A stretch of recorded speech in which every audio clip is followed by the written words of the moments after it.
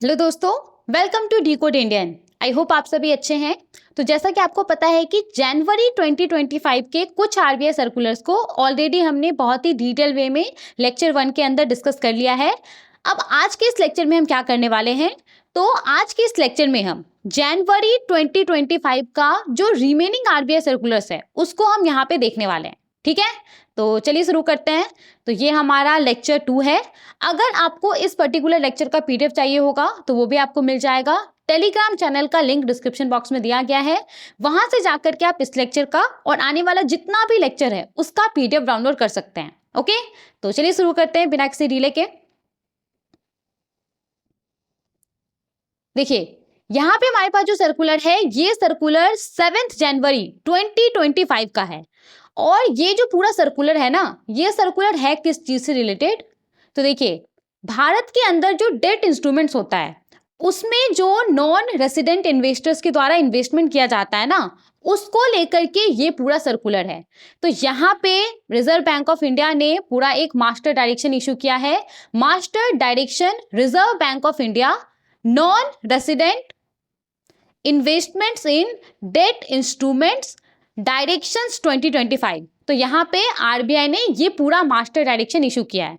ना देखिए, इस पूरे मास्टर डायरेक्शन को समझने से पहले आपको ये पता होना चाहिए कि ये जो डेट इंस्ट्रूमेंट है ये क्या होता है। तो पहले हम इसको थोड़ा सा समझ लेते हैं, फिर हम इस मास्टर डायरेक्शन को पढ़ेंगे। ठीक है, देखिए, अगर मैं आपको इन जनरल बताऊं ना कि डेट इंस्ट्रूमेंट्स क्या होता है, तो डेट इंस्ट्रूमेंट्स ऐसा फाइनेंशियल एसेट्स होता है, ऐसा इंस्ट्रूमेंट्स होता है जो कि इस बात को रिप्रेजेंट करता है कि किसी इन्वेस्टर ने किसी बोरोवर को लोन दिया हुआ है। जैसे कि आपका बॉन्ड्स हो गया, फिर से आपका डिबेंचर्स हो गया।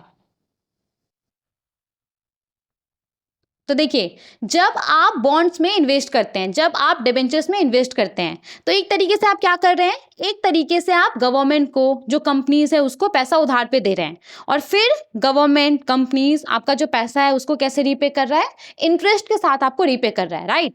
तो ये सब क्या है, ये सब डेट इंस्ट्रूमेंट्स है। समझ में आ गया, डेट इंस्ट्रूमेंट्स ऐसा फाइनेंशियल एसेट होता है जो कि इस बात को रिप्रेजेंट करता है कि किसी इन्वेस्टर ने किसी बोरोवर को लोन दिया हुआ है, जैसे कि बॉन्ड्स हो गया, डिबेंचर्स हो गया। तो जब हम इसमें इन्वेस्ट करते हैं तो हम एक तरीके से सरकार को, कंपनीज को पैसा उधार पे देते हैं। ओके, तो ये तो इन जनरल डेट इंस्ट्रूमेंट्स का डेफिनेशन हो गया। अगर हम एग्जैक्ट डेट इंस्ट्रूमेंट्स का डेफिनेशन देखें ना,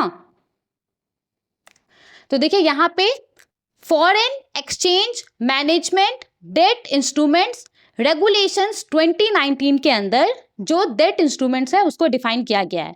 तो यहाँ पे डेट इंस्ट्रूमेंट को कैसे डिफाइन किया गया है, तो यहाँ पे बोला गया है ना कि ये जो 2019 का रेगुलेशन है, 2019 का ये जो रेगुलेशन है foreign exchange management debt instruments regulation 2019, इसके स्केड्यूल 1 के अंदर जितना सारा भी इंस्ट्रूमेंट्स लिस्टेड है उन सबको यहाँ पे डेट इंस्ट्रूमेंट्स माना गया है। ओके, तो आप देख सकते हैं ये 2019 का जो रेगुलेशन है उसका शेड्यूल 1 है और ये सब इंस्ट्रूमेंट्स यहाँ पे मेंशन है, जैसे कि गवर्नमेंट सिक्योरिटीज हो गया, ट्रेजरी बिल्स हो गया, नॉन कन्वर्टेबल डिबेंचर्स हो गया, बॉन्ड्स हो गया जो कि इंडियन कंपनी के द्वारा इशू किया जाता है, जो इंडियन कंपनी के द्वारा कमर्शियल पेपर इशू किया जाता है वो हो गया, म्यूचुअल फंड जो एक्सचेंज ट्रेडेड फंड्स होता है उसके द्वारा जो यूनिट्स इशू किया जाता है उसको यहाँ पे डेट इंस्ट्रूमेंट माना गया है।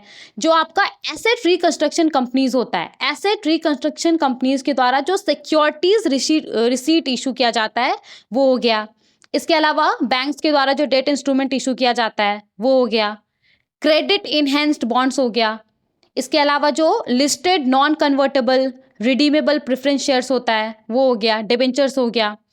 इन सब के अलावा जो स्पेशल पर्पस व्हीकल होता है, स्पेशल पर्पस व्हीकल के द्वारा जो सिक्योरिटाइज डेट इंस्ट्रूमेंट को इशू किया जाता है वो हो गया। फिर आपका जो इंफ्रास्ट्रक्चर डेट फंड होता है, इंफ्रास्ट्रक्चर डेट फंड के द्वारा पैसा रेज करने के लिए जो रूपी डिनोमिनेटेड बॉन्ड्स इशू किया जाता है, यूनिट इशू किया जाता है वो हो गया। इसके अलावा जो म्युनिसिपल बॉन्ड्स होता है वो हो गया। तो ये सब यहाँ पे क्या है, इन सबको यहाँ पे डेट इंस्ट्रूमेंट्स माना गया है। ओके, तो जो नॉन रेसिडेंट इन्वेस्टर्स है, नॉन रेसिडेंट इन्वेस्टर्स के द्वारा ना ये सब जो डेट इंस्ट्रूमेंट में इन्वेस्टमेंट किया जाता है, इसको लेकर के यहाँ पे जो मास्टर डायरेक्शन है उसको इशू किया गया है। ठीक है, समझ में आ गया? तो देखिए, सबसे पहले तो यहाँ पे जो फॉरेन एक्सचेंज मैनेजमेंट एक्ट 1999 है, उसके सेक्शन 6 के तहत और सेक्शन 47 के तहत रिजर्व बैंक ऑफ इंडिया को जो पावर मिला हुआ है, उसका इस्तेमाल करके रिजर्व बैंक ऑफ इंडिया ने कुछ कुछ रेगुलेशंस को इशू किया है। यहाँ पे भारत के अंदर जो डेट इंस्ट्रूमेंट्स में इन्वेस्टमेंट किया जाता है नॉन रेसिडेंट इन्वेस्टर्स के द्वारा, उसको रेगुलेट करने के लिए। ठीक है, तो कौन कौन सा रेगुलेशंस इशू किया है यहाँ पे आप देख सकते हैं। सबसे पहला क्या है, foreign exchange management permissible capital accounts transactions regulations 2000। इसके बाद दूसरा क्या है, foreign exchange management borrowing and lending regulations 2018। और तीसरा क्या है, foreign exchange management debt instruments regulations 2019। Okay, तो यहाँ पे ये सब regulations reserve bank of India के द्वारा इशू किया गया है भारत के अंदर जो डेट इंस्ट्रूमेंट्स में इन्वेस्टमेंट होता है, नॉन रेसिडेंट के द्वारा जो इन्वेस्टमेंट किया जाता है, उसको रेगुलेट करने के लिए। ओके, अब देखिए यहाँ पे reserve bank of India act 1934 के सेक्शन 45W के तहत और reserve bank of India act 1934 के सेक्शन 45W के तहत रिजर्व बैंक ऑफ इंडिया ने बहुत सारा सर्कुलर्स इशू किया है, डायरेक्शंस इशू किया है, जो भारत के अंदर डेट इंस्ट्रूमेंट है उसमें जो नॉन रेसिडेंट इन्वेस्टमेंट होता है उसको लेकर के। तो अब यहाँ पे अभी क्या किया गया है ना, अभी यहाँ पे जितना सारा भी सर्कुलर्स है, जो भी डायरेक्शंस है, उसको यहाँ पे कंसोलिडेट कर दिया गया है, मतलब कि कंबाइन कर दिया गया है इस मास्टर डायरेक्शन के अंदर। तो इसीलिए इस मास्टर डायरेक्शन को समझने में थोड़ा सा समय लगने वाला है, क्योंकि जो भी अलग अलग सर्कुलर है, जो भी अलग अलग डायरेक्शंस है, उसको यहाँ पे एक साथ ला दिया गया है। और इसीलिए ये जो मास्टर डायरेक्शन है ये बहुत ज़्यादा इंपॉर्टेंट है। अगर आपने इस मास्टर डायरेक्शन को अच्छे से समझ लिया तो भारत के अंदर जो डेट इंस्ट्रूमेंट होता है उसमें जो नॉन रेसिडेंट इन्वेस्टमेंट होता है उसको लेकर के जो भी रूल्स है, रेगुलेशंस है, वो भी आपको अच्छे से समझ में आ जाएगा। ठीक है,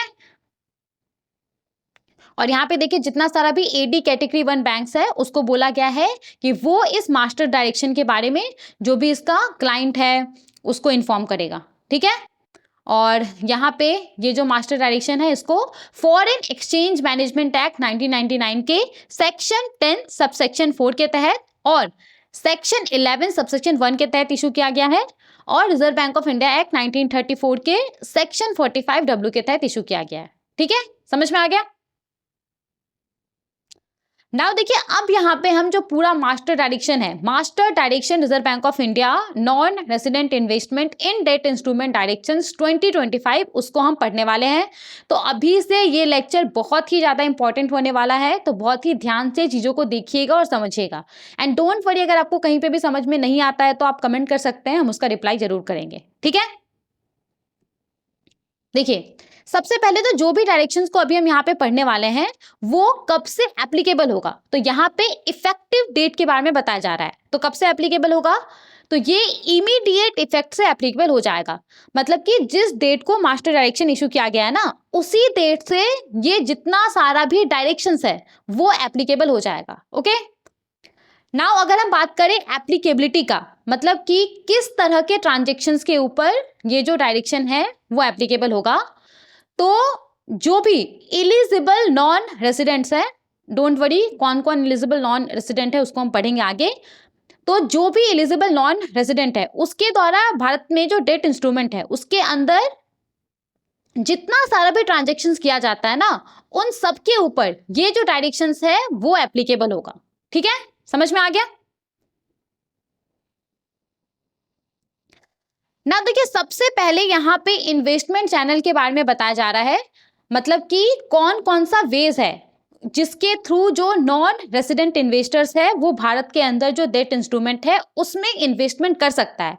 तो उसको लेकर के यहाँ पे अलग अलग चैनल है, अलग अलग रूट है। ठीक है, तो यहाँ पे टोटल 4 रूट है, चारों को हम देखेंगे। सबसे पहले हम एक ओवरव्यू ले लेते हैं कि चारों रूट कौन कौन सा है, फिर हम डिटेल में इन चारों रूट को पढ़ेंगे। ओके, देखिए सबसे पहला यहाँ पे जो हमारे पास रूट है इसका नाम है जनरल रूट। तो इस रूट के तहत ना जो फॉरेन पोर्टफोलियो इन्वेस्टर्स होता है, फॉरेन पोर्टफोलियो इन्वेस्टर्स जो गवर्नमेंट सिक्योरिटीज है, जो आपका कॉर्पोरेट डेट सिक्योरिटीज होता है, उसके अंदर इन्वेस्टमेंट कर सकता है। लेकिन देखिए, अगर कोई फॉरेन पोर्टफोलियो इन्वेस्टर है और वो ये जो हमारा जनरल रूट है, जनरल रूट के तहत गवर्नमेंट सिक्योरिटीज में, कॉर्पोरेट डेट सिक्योरिटीज में इन्वेस्टमेंट करता है, तो यहाँ पे कुछ कुछ स्पेसिफाइड इन्वेस्टमेंट लिमिट्स होता है, मैक्रो प्रूडेंशियल लिमिट होता है, उसको ध्यान में रख करके जो इन्वेस्टमेंट है वो करना होगा। ऐसा नहीं है कि कोई एफपीआई है वो जनरल रूट के तहत गवर्नमेंट सिक्योरिटीज में कितना भी पैसा इन्वेस्ट कर सकता है। तो यहाँ पे कुछ कुछ लिमिट है, उसको ध्यान में रख करके ही जो इन्वेस्टमेंट है वो होगा। ठीक है, समझ में आ गया पहला रूट? ओके, इसके बाद देखिए यहाँ पे जो दूसरा रूट है वो है वॉलेंटरी रिटेंशन रूट। तो ये क्या है? तो जनरल रूट के तरह ही इस रूट के थ्रू भी जो फॉरेन पोर्टफोलियो इन्वेस्टर है वो गवर्नमेंट सिक्योरिटीज के अंदर, जो आपका कॉर्पोरेट डेट सिक्योरिटीज है उसके अंदर इन्वेस्टमेंट कर सकता है। नाउ देखिए, जैसा कि हमने जनरल रूट में देखा था, जनरल रूट में हमने क्या देखा था कि इस रूट के तहत इन्वेस्टमेंट होगा तो यहाँ पे कुछ कुछ स्पेसिफाइड इन्वेस्टमेंट लिमिट है, मैक्रो प्रूडेंशियल लिमिट है, उसको ध्यान में रख करके इन्वेस्टमेंट होगा, राइट। अब यहाँ पे ये जो वॉलेंटरी रिटेंशन रूट है ना, इसमें भी, इस रूट के थ्रू भी कोई एफपीआई गवर्नमेंट सिक्योरिटीज में, कॉर्पोरेट सिक्योरिटीज में इन्वेस्टमेंट कर सकता है। अब ये जनरल रूट से अलग कैसे है? तो इस रूट के तहत अगर कोई फॉरेन पोर्टफोलियो इन्वेस्टर इन्वेस्टमेंट करता है तो उसको यहाँ पे कुछ कुछ जो मैक्रो प्रूडेंशियल लिमिट होता है उससे छूट मिलेगा। ओके, तो मैक्रो प्रूडेंशियल लिमिट क्या होता है? तो ये ऐसा रूल्स होता है जिसको सेट किया जाता है इस बात को इंश्योर करने के लिए कि हमारा जो ओवरऑल स्टेबिलिटी है फाइनेंशियल सिस्टम का वो मेंटेन रहे। ओके, तो यहाँ पे सिंपली क्या किया जाता है? सिंपली यहाँ पे जो रिस्कियर इन्वेस्टमेंट होता है उसको रिस्ट्रिक्ट कर दिया जाता है। जैसे कि यहाँ पे ये बोल दिया जाता है कि कोई अगर फॉरेन पोर्टफोलियो इन्वेस्टर है तो वो वैसा डेट इंस्ट्रूमेंट जिसका जो मैच्योरिटी पीरियड है वो 1 साल तक का है, उसमें एक लिमिट तक ही इन्वेस्टमेंट कर सकता है। तो ये सब क्या होता है? ये सब मैक्रो प्रूडेंशियल लिमिट होता है। तो यहाँ पे सिंपली ये बोला जा रहा है कि फॉरेन पोर्टफोलियो इन्वेस्टर्स ये जो वॉलेंटरी रिटेंशन रूट है उसके तहत इन्वेस्टमेंट कर सकता है गवर्नमेंट सिक्योरिटीज में, कॉर्पोरेट सिक्योरिटीज में, और अगर वो इस रूट के तहत इन्वेस्टमेंट करेगा तो उसको यहाँ पे जो कुछ कुछ मैक्रो प्रूडेंशियल लिमिट होता है उससे उसको छूट मिलेगा। ओके, लेकिन देखिए, ये जो वॉलेंटरी रिटेंशन रूट है ना, इसमें एक कंडीशन भी है। कंडीशन क्या है? तो यहाँ पे इस रूट के तहत अगर एफपीआई इन्वेस्टमेंट करता है तो उसको यहाँ पे एक फिक्स्ड पीरियड के लिए जो इन्वेस्टमेंट है वो करना होगा। ओके, तो उसको यहाँ पे कमिट करना होगा कि उसका जो इन्वेस्टमेंट होगा वो एक फिक्स्ड पीरियड के लिए होगा। ठीक है, समझ में आ गया? इसके बाद देखिए, यहाँ पे जो तीसरा रूट है वो है फुल्ली एक्सेसिबल रूट। तो फुल्ली एक्सेसिबल रूट, एफएआर के बारे में हमने बहुत बार ऑलरेडी बात किया है। तो इस रूट के तहत जो नॉन रेसिडेंट है, अब ध्यान रखिएगा कि यहाँ पे नॉन रेसिडेंट का मतलब सिर्फ एफपीआई नहीं है, यहाँ पे एफपीआई भी होता है, इसके अलावा आपका जो एनआरआईज है वो भी है, फिर आपका ओसीआईज भी है, जो ओवरसीज सिटीजन ऑफ इंडिया होता है वो भी है। ओके, तो यहाँ पे फुल्ली एक्सेसिबल रूट के तहत ये सब जो नॉन रेसिडेंट है ना, ये सब नॉन रेसिडेंट कुछ कुछ स्पेसिफाइड सिक्योरिटीज होता है उसमें इन्वेस्टमेंट कर सकता है बिना किसी रिस्ट्रिक्शन के, कितना भी पैसा वो इन्वेस्ट कर सकता है। ठीक है, तो जनरल रूट के थ्रू भी अगर कोई नॉन रेसिडेंट इन्वेस्टमेंट करता है तो कुछ कुछ रिस्ट्रिक्शंस को ध्यान में रख करके उसको इन्वेस्टमेंट करना होगा। वॉलेंटरी रिटेंशन रूट के थ्रू अगर वो इन्वेस्टमेंट करता है तो यहाँ पे कुछ कुछ जो मैक्रो प्रूडेंशियल लिमिट है उससे उसको छूट मिलेगा। लेकिन अगर वो फुल्ली एक्सेसिबल रूट के तहत जो स्पेसिफाइड सिक्योरिटीज है उसके अंदर इन्वेस्टमेंट करता है तो यहाँ पे वो बिना किसी रिस्ट्रिक्शन के कितना भी पैसा इन्वेस्ट कर सकता है। ओके, समझ में आ गया? इसके बाद देखिए, यहाँ पे जो चौथा रूट है उसका क्या नाम है? Scheme for trading and settlement of sovereign green bonds. तो यहाँ पे इस रूट के तहत जो भी एलिजिबल फॉरेन इन्वेस्टर्स है वो भारत के अंदर जो इंटरनेशनल फाइनेंशियल सेंटर है, जो आईएफएससी है, जो कि हमारा गांधीनगर गुजरात में है, गिफ्ट सिटी, तो उसके अंदर सेंट्रल गवर्नमेंट के द्वारा जो भी सोवरेन ग्रीन बॉन्ड्स इशू किया जाता है ना, उसके अंदर इन्वेस्टमेंट कर सकता है। ठीक है, तो ये जो आपका scheme for trading and settlement of sovereign green bonds है इस रूट के थ्रू जो भी एलिजिबल फॉरेन इन्वेस्टर है वो आईएफएससी के अंदर केंद्र सरकार के द्वारा जो सोवरेन ग्रीन बॉन्ड्स इशू किया जाता है उसके अंदर इन्वेस्टमेंट कर सकता है। ठीक है, समझ में आ गया? तो यहाँ पे आप देखिए ये सब क्या है, ये सब इन्वेस्टमेंट चैनल है। सबसे पहला क्या है, जनरल रूट, इसके बाद क्या है, वॉलेंटरी रिटेंशन रूट, तीसरा क्या है, फुल्ली एक्सेसिबल रूट, और चौथा क्या है, scheme for trading and settlement of sovereign green bonds. तो अब हर एक रूट के अंदर जो अलग अलग प्रोविजंस है उसको हम देखने वाले हैं। ठीक है, तो चलिए आगे बढ़ते हैं। देखिए सबसे पहले यहाँ पे कौन सा रूट है, जनरल रूट। तो जनरल रूट के तहत कौन कौन जो हम भारत के अंदर जो डेट इंस्ट्रूमेंट्स है उसमें इन्वेस्टमेंट कर सकता है, कौन कौन यहाँ पे एलिजिबल नॉन रेसिडेंट है। तो देखिए फॉरेन पोर्टफोलियो इन्वेस्टर्स, जो भी फॉरेन पोर्टफोलियो इन्वेस्टर्स है वो जनरल रूट के तहत जो भारत के अंदर डेट इंस्ट्रूमेंट्स होता है उसके अंदर इन्वेस्टमेंट कर सकता है। ठीक है, अब देखिए यहाँ पे फॉरेन पोर्टफोलियो इन्वेस्टर्स का डेफिनेशन क्या है, तो यहाँ पे मैंने दिया हुआ है। देखिए फॉरेन पोर्टफोलियो इन्वेस्टर का क्या मतलब है, तो कोई भी ऐसा पर्सन जो कि securities and exchange board of India foreign portfolio investors regulations 2019 के अंदर रजिस्टर्ड है उसको यहाँ पे फॉरेन पोर्टफोलियो इन्वेस्टर माना गया है। ठीक है, तो यहाँ पे जनरल रूट के तहत एलिजिबल नॉन रेसिडेंट कौन है, तो फॉरेन पोर्टफोलियो इन्वेस्टर। तो जो भी फॉरेन पोर्टफोलियो इन्वेस्टर है वो जनरल रूट के तहत भारत के अंदर जो कुछ कुछ डेट इंस्ट्रूमेंट्स है उसमें इन्वेस्टमेंट कर सकता है। ठीक है, नाउ देखिए कौन कौन सा एलिजिबल इंस्ट्रूमेंट है जिसके अंदर एफपीआई जनरल रूट के तहत इन्वेस्टमेंट कर सकता है। तो सबसे पहले तो देखिए जो फुल्ली एक्सेसिबल रूट है ना, फुल्ली एक्सेसिबल रूट के तहत जो भी स्पेसिफाइड सिक्योरिटीज है उसको छोड़ करके जितना सारा भी सेंट्रल गवर्नमेंट सिक्योरिटीज है इंक्लूडिंग ट्रेजरी बिल्स उसको यहाँ पे एलिजिबल इंस्ट्रूमेंट्स माना गया है। मतलब कि central government securities including treasury bills के अंदर जो फॉरेन पोर्टफोलियो इन्वेस्टर है वो जनरल रूट के तहत इन्वेस्टमेंट कर सकता है। इसके अलावा स्टेट गवर्नमेंट सिक्योरिटीज को यहाँ पे एलिजिबल इंस्ट्रूमेंट माना गया है और कॉर्पोरेट डेट सिक्योरिटीज को यहाँ पे एलिजिबल इंस्ट्रूमेंट माना गया है। ओके, नाउ देखिए यहाँ पे डेट इंस्ट्रूमेंट्स का तो हमने जो एग्जाम्पल है वो देख लिया था। अब यहाँ पे ये जो डेट सिक्योरिटीज है, कॉर्पोरेट डेट सिक्योरिटीज है, तो कॉर्पोरेट डेट सिक्योरिटीज का क्या डेफिनेशन है। देखिए ये जितना सारा भी आप डेट इंस्ट्रूमेंट देख रहे हैं ना, तो इसमें से आप ये जो पहले नंबर का है जो ए है गवर्नमेंट सिक्योरिटीज और ट्रेजरी बिल्स इसको हटा दीजिए, और आपका ये जो के नंबर का है म्युनिसिपल बॉन्ड्स इसको आप हटा दीजिए। तो यहाँ पे बाकी का ये जितना सारा भी है ना ये क्या है आपका, ये आपका कॉर्पोरेट डेट सिक्योरिटीज है। ओके, तो यहाँ पे जनरल रूट के तहत कौन कौन सा इंस्ट्रूमेंट एलिजिबल इंस्ट्रूमेंट है, तो central government securities including treasury bills, state government securities और कॉर्पोरेट डेट सिक्योरिटीज। तो ये सब यहाँ पे एलिजिबल इंस्ट्रूमेंट्स है। इन इंस्ट्रूमेंट्स के अंदर foreign portfolio investor general route के तहत इन्वेस्टमेंट कर सकता है। क्लियर हो गया? अब देखिए यहाँ पे इन्वेस्टमेंट लिमिट दिया गया है, मतलब कि जनरल रूट के तहत भारत के अंदर जो डेट इंस्ट्रूमेंट्स है उसमें मैक्सिमम कितना फॉरेन पोर्टफोलियो इन्वेस्टमेंट हो सकता है उसको लेकर के यहाँ पे लिमिट है। तो ये क्या है, ये यहाँ पे मैक्सिमम लिमिट है। ओके, ठीक है, तो ये यहाँ पे क्या है, ये यहाँ पे मैक्सिमम लिमिट है।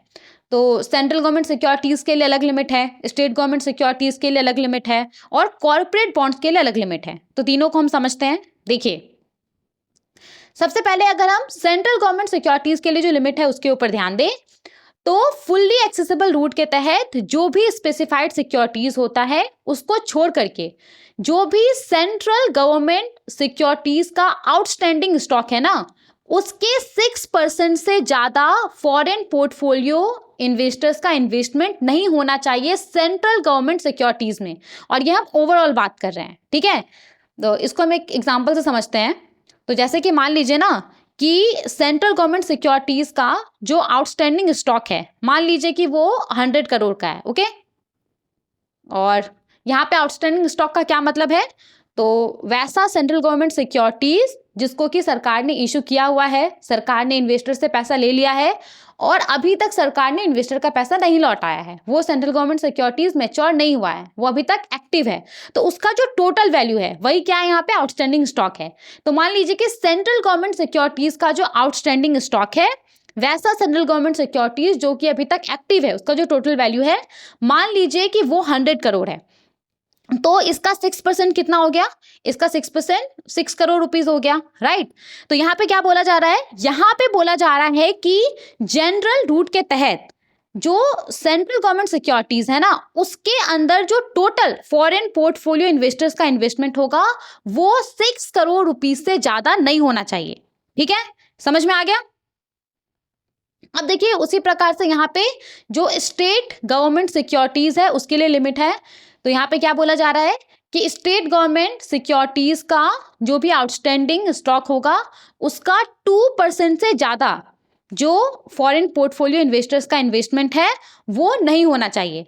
तो अगेन मान लीजिए कि सेंट्रल गवर्नमेंट सिक्योरिटीज के आउटस्टैंडिंग स्टॉक जो आउटस्टैंडिंग स्टॉक है वो 100 करोड़ रुपए का है, तो इसका 2% कितना हो गया, 2 करोड़ हो गया। तो यहाँ पे क्या बोला जा रहा है, यहाँ पे बोला जा रहा है कि जो भी सेंट्रल गवर्नमेंट सिक्योरिटीज है उसके अंदर जो टोटल एफपीआई इन्वेस्टमेंट होगा वो 2 करोड़ से ज्यादा नहीं होना चाहिए। ओके, अब यहाँ पे कॉर्पोरेट बॉन्ड्स के केस में क्या बोला जा रहा है कि कॉर्पोरेट बॉन्ड्स का जो भी आउटस्टैंडिंग स्टॉक होगा उसका 15% से ज्यादा जो एफपीआई इन्वेस्टमेंट है, टोटल एफपीआई इन्वेस्टमेंट है, वो नहीं होना चाहिए। तो कॉर्पोरेट बॉन्ड्स का आउटस्टैंडिंग स्टॉक अगर 100 करोड़ का है तो इसका 15% कितना हो गया, 15 करोड़ हो गया।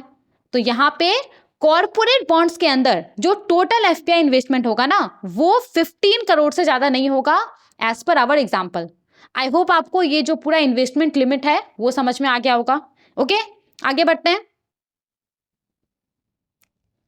अब देखिए यहाँ पे क्या बोला जा रहा है, यहाँ पे बोला जा रहा है कि हर फाइनेंशियल ईयर के लिए रिजर्व बैंक नोटिफाई करेगा जो भी इन्वेस्टमेंट लिमिट है उसका क्रॉसपोंडिंग एब्सोल्यूट वैल्यू। इसका मतलब क्या है, इसका सिंपली सा मतलब ये है कि रिजर्व बैंक ऑफ इंडिया ना जो एग्जैक्ट इन्वेस्टमेंट लिमिट है रुपीज में वो reserve bank of India her financial year के लिए नोटिफाई करेगा। ठीक है, जो भी परसेंटेज लिमिट होगा गवर्नमेंट सिक्योरिटीज के लिए, कॉर्पोरेट डेट इंस्ट्रूमेंट्स के लिए, तो उसके आधार पर रिजर्व बैंक ऑफ इंडिया ये तय करेगा। ठीक है, और यहाँ पे देखिए जो म्युनिसिपल बॉन्ड्स के अंदर इन्वेस्टमेंट होगा, तो म्युनिसिपल बॉन्ड्स के अंदर जो इन्वेस्टमेंट होगा ना तो स्टेट गवर्नमेंट सिक्योरिटीज के लिए जो इन्वेस्टमेंट लिमिट होगा तो उसके पार्ट के तौर पे ही इसको कंसीडर किया जाएगा। तो ये सब कुछ नोट था, यहां तक समझ में आ गया। आगे बढ़ते हैं, दूसरे प्रोविजन को देखते हैं। अब देखिए यहाँ पे जो फॉरेन पोर्टफोलियो इन्वेस्टर्स है, फॉरेन पोर्टफोलियो इन्वेस्टर्स के द्वारा जनरल रूट के तहत जो गवर्नमेंट सिक्योरिटीज है उसमें जो इन्वेस्टमेंट किया जाएगा तो उसको लेकर के कुछ कुछ टर्म्स है जिसको ध्यान में रख करके जो इन्वेस्टमेंट है वो होना चाहिए। ठीक है, तो यहाँ पे जो सबसे पहला टर्म है वो क्या है, मिनिमम रेजिडुअल मैच्योरिटी रिक्वायरमेंट का। तो ये होता क्या है मिनिमम रेजिडुअल मैच्योरिटी रिक्वायरमेंट, देखिए कोई डेट इंस्ट्रूमेंट है, उस डेट इंस्ट्रूमेंट के मैच्योर होने में कम से कम कितना समय बाकी होना चाहिए ताकि वो एलिजिबल हो इन्वेस्टर्स के लिए, इन्वेस्टमेंट करने के लिए। तो यहाँ पे यही होता है minimum residual maturity requirement. For example मान लीजिए कि मिनिमम रेजिडुअल मैच्योरिटी रिक्वायरमेंट ना 3 साल का है, तो यहाँ पे इन्वेस्टर सिर्फ ऐसे बॉन्ड्स के अंदर ही इन्वेस्टमेंट कर सकता है जो कि मैच्योर होने में, जिसके मैच्योर होने में कम से कम 3 साल का समय बचा हुआ है। ओके, तो यही क्या होता है, यही होता है मिनिमम रेजिडुअल मैच्योरिटी रिक्वायरमेंट।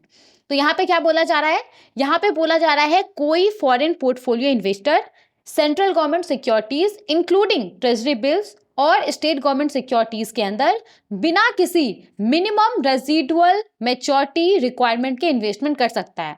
मतलब कि डजेंट मैटर कि जिस सेंट्रल गवर्नमेंट सिक्योरिटी में वो इन्वेस्टमेंट कर रहा है उसके मैच्योर होने में कितना समय बचा हुआ है, वो यहाँ पे बिना किसी मिनिमम रेजिडुअल मैच्योरिटी रिक्वायरमेंट के इन्वेस्टमेंट कर सकता है। समझ में आ गया, ये जो पहला वाला पॉइंट है वो। आगे बढ़ते हैं, नेक्स्ट टर्म को देखते हैं।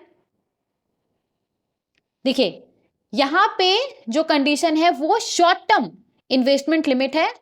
तो यहाँ पे क्या बोला जा रहा है, यहाँ पे बोला जा रहा है कि कोई फॉरेन पोर्टफोलियो इन्वेस्टर है इसका सेंट्रल गवर्नमेंट सिक्योरिटीज और स्टेट गवर्नमेंट सिक्योरिटीज जिसका की जो रेजिडुअल मेच्योरिटी है ना वो 1 साल तक का है, तो कोई फॉरेन पोर्टफोलियो इन्वेस्टर का ऐसे सेंट्रल गवर्नमेंट सिक्योरिटीज और स्टेट गवर्नमेंट सिक्योरिटीज जिसका रेजिडुअल मेच्योरिटी 1 साल तक का है, तो उसके अंदर इसका जो इन्वेस्टमेंट होगा ना वो इसका जो उस कैटेगरी के लिए टोटल इन्वेस्टमेंट होगा उसके 30% से ज्यादा नहीं होना चाहिए, ये यहाँ पे बोला जा रहा है।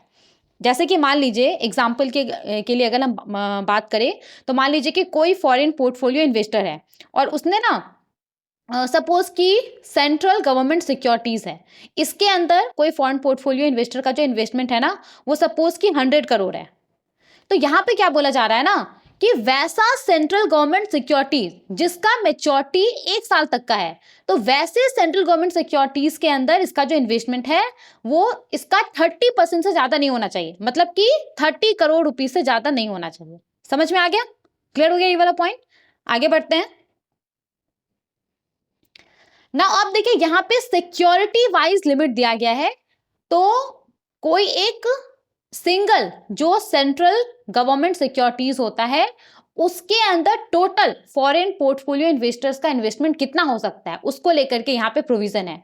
तो यहाँ पे कोई एक सिंगल सेंट्रल गवर्नमेंट सिक्योरिटी है, तो उस सिक्योरिटी का जो भी आउटस्टैंडिंग स्टॉक होगा उसका 30% से ज्यादा उस सिक्योरिटी के अंदर जो एफपीआई इन्वेस्टमेंट है वो नहीं होना चाहिए। ओके, जैसे कि मान लीजिए एक एग्जांपल से देखते हैं।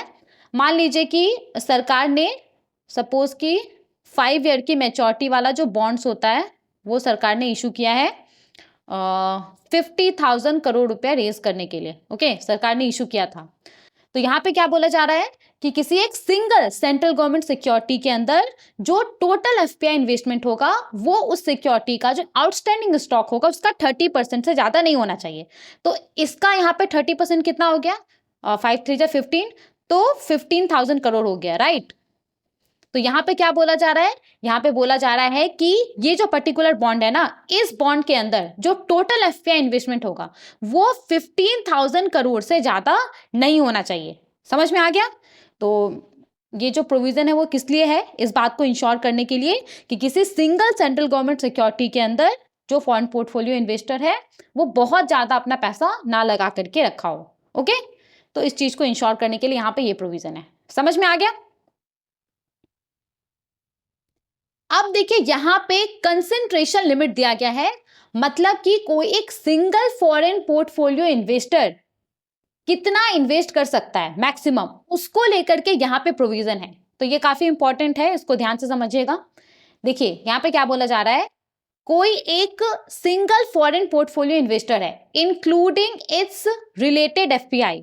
तो यहाँ पे रिलेटेड एफपीआई का क्या मतलब है? रिलेटेड एफपीआई का मतलब है जैसे कि मान लीजिए कि 2 फॉरेन पोर्टफोलियो इन्वेस्टर है, ओके, और दोनों फॉरेन पोर्टफोलियो इन्वेस्टर ना लिंक्ड है आपस में कॉमन ओनरशिप के थ्रू, मैनेजमेंट के थ्रू या फिर कंट्रोल के थ्रू। सपोज कि 2 भारत के बाहर का कंपनी है और उन दोनों का जो पेरेंट कंपनी है ना वो सेम है, तो यहाँ पे वो दोनों तो लिंक्ड है आपस में, तो उसको क्या माना जाएगा? उसको रिलेटेड एफपीआई माना जाएगा। उन दोनों के द्वारा जो इन्वेस्टमेंट किया जाएगा ना उसको एक साथ देखा जाएगा। ओके, तो यहाँ पे क्या बोला जा रहा है? यहाँ पे बोला जा रहा है कि कोई फॉरेन पोर्टफोलियो इन्वेस्टर है या फिर group of related foreign portfolio investor है, तो इसका सेंट्रल गवर्नमेंट सिक्योरिटीज के अंदर या फिर स्टेट गवर्नमेंट सिक्योरिटीज के अंदर उस कैटेगरी के लिए जो भी प्रिवेलिंग इन्वेस्टमेंट लिमिट होगा ना उसका 15% से ज्यादा इन्वेस्टमेंट नहीं होना चाहिए long term foreign portfolio investors के केस में, और अदर फॉरेन पोर्टफोलियो इन्वेस्टर्स के केस में जो भी प्रिवेलिंग इन्वेस्टमेंट लिमिट होगा उसका 10% से ज्यादा नहीं होना चाहिए। ठीक है, समझ में आ गया? यहाँ पे एक एग्जाम्पल से इसको समझते हैं तभी आपको समझ में आएगा। आई नो ये थोड़ा सा आपको कॉम्प्लिकेटेड लग रहा होगा, डोंट वरी, यहाँ पे मैंने एक ब्लैंक स्लाइड भी लगाया है, यहाँ पे हम इसको अच्छे से समझ लेते हैं। ठीक है, जैसे कि मान लीजिए ना कि सपोज कि कोई सेंट्रल गवर्नमेंट सिक्योरिटी है, ओके, तो कोई सेंट्रल गवर्नमेंट सिक्योरिटी है और इसका जो प्रिवेलिंग इन्वेस्टमेंट लिमिट है ना सपोज कि वो 100 करोड़ है। मतलब कि सरकार ने क्या बोला है कि सेंट्रल गवर्नमेंट सिक्योरिटी के अंदर जो टोटल एफपीआई इन्वेस्टमेंट अलाउड है वो 100 करोड़ है। इससे ज़्यादा सेंट्रल गवर्नमेंट सिक्योरिटीज़ के अंदर जो फॉरेन पोर्टफोलियो इन्वेस्टर्स का इन्वेस्टमेंट होता है वो रिसीव नहीं किया जाएगा। ठीक है, अब यहाँ पे क्या बोला जा रहा है, यहाँ पे बोला जा रहा है कि कोई एक फॉरेन पोर्टफोलियो इन्वेस्टर या फिर जो group of related foreign portfolio investor है, ग्रुप ऑफ रिलेटेड एफपीआई, यहाँ पे बोला जा रहा है ना कि कोई एक फॉरेन पोर्टफोलियो इन्वेस्टर या फिर group of related foreign portfolio investor का यहाँ पे ये जो प्रिवेलिंग इन्वेस्टमेंट लिमिट है ना, इसके 15% से ज्यादा इन्वेस्टमेंट नहीं होना चाहिए। मतलब कि 15 करोड़ से ज्यादा इन्वेस्टमेंट नहीं होना चाहिए long term foreign portfolio investor के केस में। समझ में आ गया? और यहाँ पे लॉन्ग टर्म एफपीआई का क्या मतलब है, तो देखिए यहाँ पे लॉन्ग टर्म एफपीआई का क्या मतलब है, सोवरेन वेल्थ फंड्स, जो मल्टीलैटरल एजेंसीज होता है, pensions, insurance, endowment funds, foreign central banks. तो सिंपली यहाँ पे क्या बोला जा रहा है कि central government securities, state government securities के लिए जो भी प्रिवेलिंग इन्वेस्टमेंट लिमिट होगा उसके 15% से ज्यादा कोई एक फॉरेन पोर्टफोलियो इन्वेस्टर या फिर group of related foreign portfolio investor investment नहीं कर सकता है। ठीक है, long term foreign portfolio investor के केस में। और अदर एफपीआई के केस में ये जो लिमिट है वो कितना है, 10% है। मतलब कि हमारे एग्जाम्पल के हिसाब से 10 करोड़। ओके, समझ में आ गया आपको? आगे बढ़ते हैं। ओके, ये क्लियर हो गया। अब देखिए यहाँ पे क्या बोला जा रहा है, कोई फॉरेन पोर्टफोलियो इन्वेस्टर है और उसने भारत के अंदर सेंट्रल गवर्नमेंट सिक्योरिटीज में इन्वेस्टमेंट किया हुआ है या फिर स्टेट गवर्नमेंट सिक्योरिटीज में इन्वेस्टमेंट किया हुआ है, तो जाहिर सा बात है कि उसने जो इन्वेस्टमेंट किया है उसके ऊपर उसको कूपन मिल रहा होगा, मतलब कि इंटरेस्ट मिल रहा होगा, तो उससे उसके पास कुछ पैसा आएगा। अब या फिर उसने सेंट्रल गवर्नमेंट सिक्योरिटीज या फिर स्टेट गवर्नमेंट सिक्योरिटीज सेल कर दिया या फिर उसको रिडीम किया, तो उससे भी उसके पास कुछ पैसा आएगा, राइट? तो यहाँ पे उस पैसे को वो री इन्वेस्ट कर सकता है, वापस से वो सेंट्रल गवर्नमेंट सिक्योरिटीज या स्टेट गवर्नमेंट सिक्योरिटीज में जनरल रूट के तहत इन्वेस्टमेंट कर सकता है। तो यहाँ पे उसको लेकर के प्रोविजन है। देखिए यहाँ पे क्या बोला जा रहा है, यहाँ पे बोला जा रहा है कि फॉरेन पोर्टफोलियो इन्वेस्टर जो वो कूपन रिसीव करता है उसको वो री इन्वेस्ट कर सकता है सेंट्रल गवर्नमेंट सिक्योरिटीज के अंदर या स्टेट गवर्नमेंट सिक्योरिटीज के अंदर। और यहाँ पे इसके द्वारा ये जो री इन्वेस्टमेंट किया जाएगा ना, तो सेंट्रल गवर्नमेंट सिक्योरिटीज के लिए जो इन्वेस्टमेंट लिमिट है उसके पार्ट के तौर पे इसको कंसीडर किया जाएगा।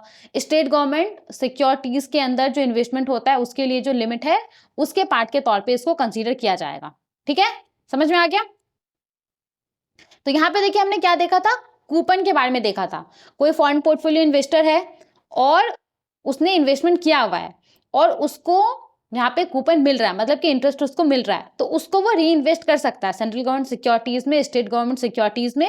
लेकिन यहाँ पे इसका जो इन्वेस्टमेंट होगा, इस इन्वेस्टमेंट को जो central government securities, state government securities के लिए इन्वेस्टमेंट लिमिट है उसके पार्ट के तौर पर इसको कंसिडर किया जाएगा। ठीक है, उसके अंदर इसको कंसिडर किया जाएगा। समझ में आ गया? अब देखिए यहाँ पे कोई फॉरेन पोर्टफोलियो इन्वेस्टर है और उसका इन्वेस्टमेंट था सेंट्रल गवर्नमेंट सिक्योरिटीज में या स्टेट गवर्नमेंट सिक्योरिटीज में, और उसने सेल कर दिया या फिर वो मैच्योर हो गया तो उसका रिडेम्पशन हो गया। तो यहाँ पे इससे इसके पास जो पैसा आएगा उसको भी वो री इन्वेस्ट कर सकता है। तो फॉरेन पोर्टफोलियो इन्वेस्टर्स जो है उसको री इन्वेस्ट कर सकता है। लेकिन यहाँ पे कंडीशन है। कंडीशन क्या है कि जो भी डेट ऑफ सेल या रिडेम्पशन होगा उसके विद इन 2 वर्किंग डेज उसको ये जो री इन्वेस्टमेंट है ना वो करना होगा। ओके, तो अगर विद इन 2 वर्किंग डेज वो री इन्वेस्टमेंट करता है तो डजंट मैटर कि उस कैटेगरी के अंदर जो लिमिट है वो अवेलेबल है कि नहीं है, यहाँ पे उसका जो इन्वेस्टमेंट है उसको अलाउ कर दिया जाएगा। ओके, लेकिन अगर यहाँ पे कोई फॉरेन पोर्टफोलियो इन्वेस्टर है वो 2 वर्किंग डेज के बाद री इन्वेस्टमेंट करता है, तो फिर यहाँ पे जिस भी कैटेगरी के अंदर वो री इन्वेस्टमेंट करेगा उसके लिए जो भी लिमिट्स होगा उसको यहाँ पे देखा जाएगा। अगर लिमिट्स अवेलेबल होगा तभी उसके री इन्वेस्टमेंट को अलाउ किया जाएगा। ठीक है, तो सिंपली यहाँ पे क्या बोला जा रहा है कि अगर 2 दिनों के अंदर जिस डेट को सेल हुआ है या फिर रिडेम्पशन हुआ है और उसके पास पैसा आया है, उस डेट से अगर 2 दिनों के अंदर इन्वेस्टमेंट होता है तो फिर इस केस में तो डजेंट मैटर कि उस कैटेगरी के अंदर जो लिमिट है वो अवेलेबल है कि नहीं है, यहाँ पे जो इन्वेस्टमेंट है, री इन्वेस्टमेंट है, वो हो सकता है। लेकिन अगर कोई फॉरेन पोर्टफोलियो इन्वेस्टर है, वो 2 दिनों के बाद री इन्वेस्ट करने का ट्राई करेगा, तो यहाँ पे सिर्फ वो तभी कर सकता है जब उस कैटेगरी के लिए जो इन्वेस्टमेंट लिमिट है वो बचा हुआ है, अवेलेबल है। ओके, समझ में आ गया ये वाला भी पॉइंट? आगे बढ़ते हैं। देखिए जितना सारा भी पॉइंट है ना, एक बार मैं आपको एक्सप्लेन कर दे रही हूँ, और एक बार अगर आप इसको पॉज करके पढ़ लेंगे, या फिर जो मैं पीडीएफ देती हूँ टेलीग्राम चैनल में, उससे अगर आप रीड कर लेंगे तो आपको और भी अच्छे से समझ में आ जाएगा। ठीक है, देखिए अब यहाँ पे क्या बोला जा रहा है, तो ये जनरल सा पॉइंट है, जो सीसीआईएल है, मतलब कि जो clearing corporation of India limited है, वो यहाँ पे जो सेंट्रल गवर्नमेंट सिक्योरिटीज या स्टेट गवर्नमेंट सिक्योरिटीज के लिए जो फॉरेन पोर्टफोलियो इन्वेस्टर्स का इन्वेस्टमेंट लिमिट है, उसका यूटिलाइजेशन किस प्रकार से हो रहा है, उसको सीसीआईएल यहाँ पे मॉनिटर करेगा। मतलब कि जो सीसीआईएल है वो देखेगा कि जो इन्वेस्टमेंट लिमिट है उसका कितना इस्तेमाल कर लिया गया है, कितना बचा हुआ है। साथ ही में सेंट्रल गवर्नमेंट सिक्योरिटीज के लिए जो सिक्योरिटी वाइज लिमिट है, मतलब कि किसी सिंगल सेंट्रल गवर्नमेंट सिक्योरिटीज में मैक्सिमम कितना एफपीआई इन्वेस्टमेंट हो सकता है, तो ये जो सिक्योरिटी वाइज लिमिट है ना, उसको भी ये जो सीसीआईएल है वो यहाँ पे मॉनिटर करेगा। ठीक है, नाउ देखिए अभी तक हमने क्या देखा था, हमने देखा था कि एफपीआई के द्वारा जनरल रूट के तहत गवर्नमेंट सिक्योरिटीज के अंदर जो इन्वेस्टमेंट किया जाएगा, तो कौन कौन से टर्म्स को, कंडीशंस को ध्यान में रख करके इन्वेस्टमेंट होना चाहिए। तो बहुत सारा चीज हमने देखा था, मिनिमम रेजिडुअल मैच्योरिटी रिक्वायरमेंट, तो किसी भी तरह का मिनिमम रेजिडुअल मैच्योरिटी रिक्वायरमेंट नहीं था। फिर हमने शॉर्ट टर्म इन्वेस्टमेंट लिमिट देखा था, ये सारा चीज हमने देखा था, राइट। सिक्योरिटी वाइज हमने लिमिट देखा था, कंसंट्रेशन लिमिट देखा था हमने। तो अब यहाँ पे जो फॉरेन पोर्टफोलियो इन्वेस्टर है, उसके द्वारा जनरल रूट के तहत ना जो कॉर्पोरेट डेट सिक्योरिटीज है, उसमें जो इन्वेस्टमेंट किया जाएगा, तो उसको लेकर के जो टर्म्स है, कंडीशंस है, उसको ध्यान में रख करके इन्वेस्टमेंट होना चाहिए। तो उस टर्म्स और कंडीशंस के बारे में यहाँ पे बताया जा रहा है। ठीक है, तो देखते हैं हम वन बाय वन करके। देखिए सबसे पहले तो सेम वही है। अब देखिए यहाँ पे मैं इन सब टर्म को एक्सप्लेन नहीं करूंगी, क्योंकि इन सबको हमने ऑलरेडी एक्सप्लेन कर लिया है। तो यहाँ पे बस जो मेन चीज है उसको हम देख लेंगे। ओके, जैसे कि फॉर एग्जांपल यहाँ पे मिनिमम रेजिडुअल मैच्योरिटी रिक्वायरमेंट है, तो ये क्या होता है इसको हमने ऑलरेडी देख लिया है। ओके, तो यहाँ पे इसको लेकर के जो प्रोविजन है बस हम उसको पढ़ेंगे। तो एफपीआई के द्वारा जनरल रूट के तहत जो कॉर्पोरेट डेट सिक्योरिटीज के अंदर इन्वेस्टमेंट किया जाता है, उसको लेकर के कुछ कुछ टर्म्स है जिसको ध्यान में रख करके जो इन्वेस्टमेंट है वो होना चाहिए। तो यहाँ पे क्या क्या टर्म्स है, देखिए सबसे पहला है मिनिमम रेजिडुअल मैच्योरिटी रिक्वायरमेंट को लेकर के। तो यहाँ पे कोई फॉरेन पोर्टफोलियो इन्वेस्टर है, वो सिर्फ ऐसे कॉर्पोरेट डेट सिक्योरिटीज के अंदर ही इन्वेस्टमेंट कर सकता है जिसका रेजिडुअल मैच्योरिटी 1 साल से ज्यादा पीरियड का है।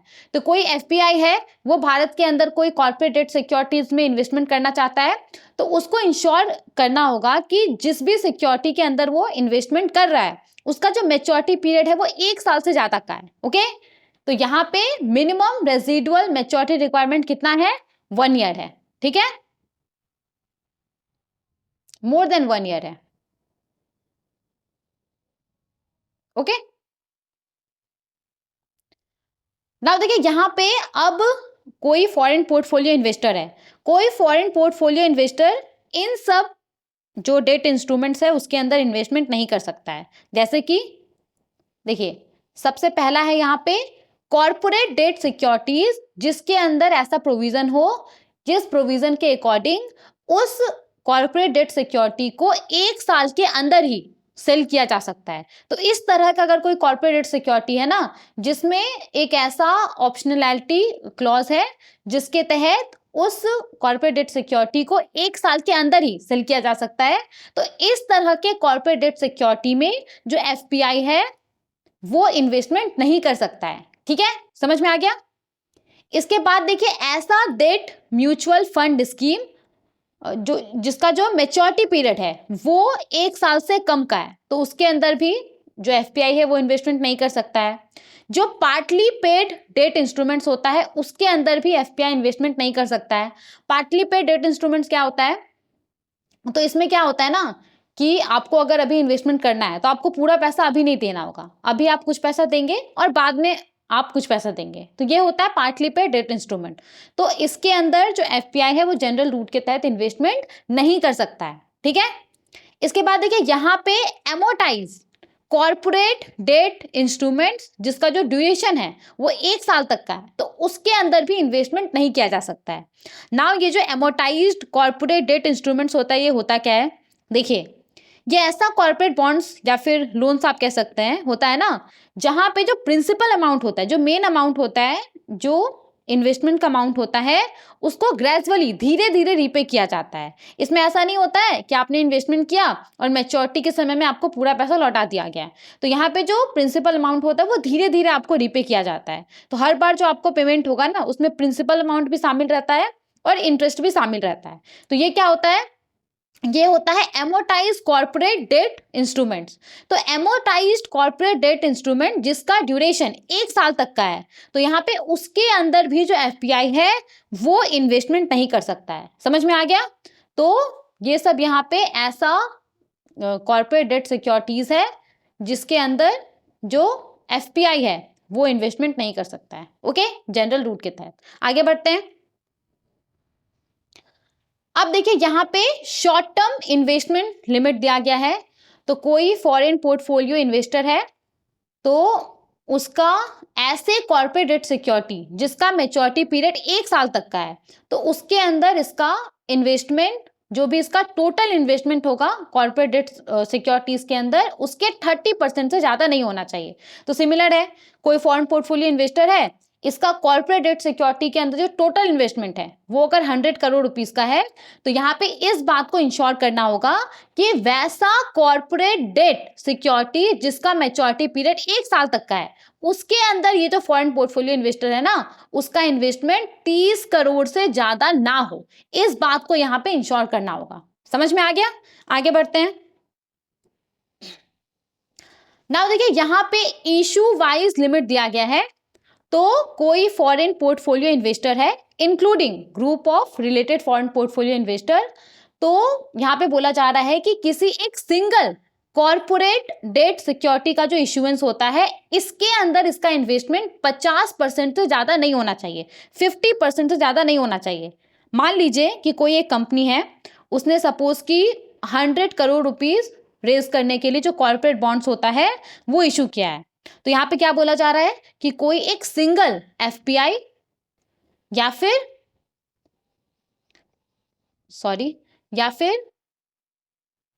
ग्रुप ऑफ, और यहां पे मैं लिख देती हूं, या फिर ग्रुप ऑफ रिलेटेड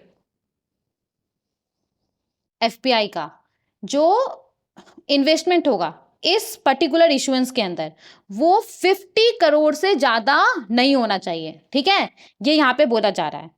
तो ये जो पर्टिकुलर इशुएंस है ना, इसके अंदर किसी एक सिंगल एफपीआई का या फिर ग्रुप ऑफ रिलेटेड एफपीआई का जो इन्वेस्टमेंट है वो 50% से ज्यादा नहीं होना चाहिए, मतलब कि 50 करोड़ से ज्यादा नहीं होना चाहिए। समझ में आ गया। आगे बढ़ते हैं। नाउ देखिए यहाँ पे जो कंसंट्रेशन लिमिट है वो दिया गया है।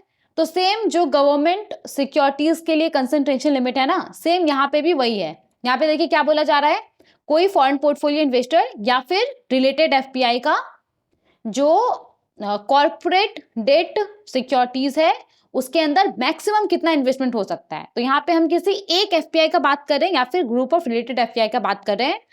तो जो भी कॉर्पोरेट डेट सिक्योरिटीज के लिए प्रिवेलिंग इन्वेस्टमेंट लिमिट होगा उसके 15% से ज्यादा किसी एक एफपीआई का या फिर ग्रुप ऑफ रिलेटेड एफपीआई का इन्वेस्टमेंट नहीं हो सकता है लॉन्ग टर्म एफपीआई के केस में।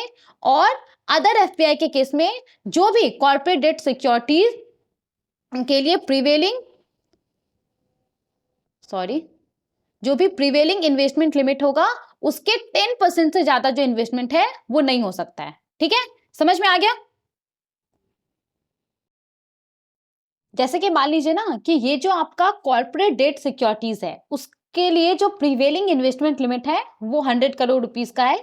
मतलब कि सरकार ने बोला है कि कॉर्पोरेट डेट सिक्योरिटीज के अंदर जो मैक्सिमम इन्वेस्टमेंट हो सकता है, मैक्सिमम एफपीआई इन्वेस्टमेंट हो सकता है वो 100 करोड़ है। ठीक है, ये क्या है आपका मैक्सिमम एफपीआई इन्वेस्टमेंट है। ओके, तो यहां पे क्या बोला जा रहा है कि कोई एक सिंगल एफपीआई या फिर ग्रुप ऑफ रिलेटेड एफपीआई का इसके अंदर जो इन्वेस्टमेंट है वो 15% से ज्यादा नहीं होना चाहिए, मतलब कि 15 करोड़ से ज्यादा नहीं होना चाहिए लॉन्ग टर्म एफपीआई के केस में, और अदर एफपीआई के केस में ये 10% से ज्यादा नहीं होना चाहिए, मतलब कि 10 करोड़ से ज्यादा नहीं होना चाहिए। ठीक है, तो ये यहाँ पे लॉन्ग टर्म एफपीआई के केस में लिमिट हुआ, और ये आपका अदर एफपीआई के केस में लिमिट हुआ। ठीक है, समझ में यहां तक आ गया? आगे बढ़ते हैं। नाउ देखिए, जनरल रूट के तहत कौन कौन इन्वेस्टर एलिजिबल है ये हमने देख लिया। कौन कौन सा एलिजिबल इंस्ट्रूमेंट है जिसके अंदर एफपीआई के द्वारा जनरल रूट के तहत इन्वेस्टमेंट किया जा सकता है, ये हमने देख लिया।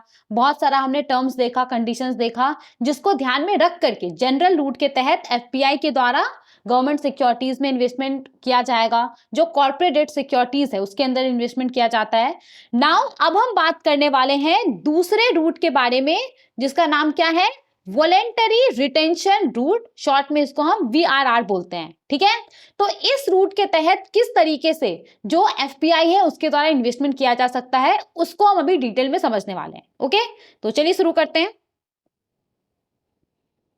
देखिए, सबसे पहले तो यहाँ पे एलिजिबल इन्वेस्टर्स के बारे में अगर हम बात करें तो सेम जैसे कि जनरल रूट के अंदर जो एलिजिबल इन्वेस्टर्स था वो कौन था? Foreign portfolio investor. तो यहाँ पे भी VRR के तहत, वॉलेंटरी रिटेंशन रूट के तहत जो एलिजिबल इन्वेस्टर है वो कौन है?